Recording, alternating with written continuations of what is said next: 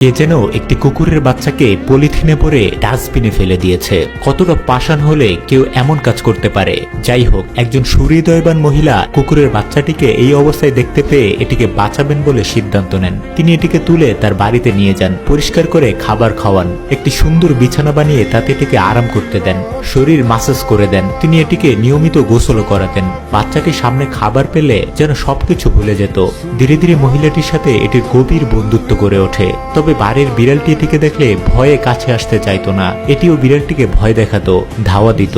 এদের মধ্যে এই মিষ্টি মধুর সম্পর্ক সবসময় অব্যাহত থাকে। মহিলাটিকে সামনে পেলে যে কোনোভাবে এটি তাকে আদর করতে চাইতো, আর করবেই না কেন, তার কারণেই তো এটি এখনো পর্যন্ত বেঁচে আছে। যখন এটি ঘুমাতো এর সৌন্দর্য দেখার মতো হতো, মনে হতো সব কষ্ট ভুলে এটি নতুন জীবন উপভোগ করছে। এমন ভালোবাসার গল্প আমাদের মনে করিয়ে দেয় আমরা একে অপরের প্রতি কতটা দায়িত্বশীল হতে পারি। ভিডিওটি ভালো লাগলে লাইক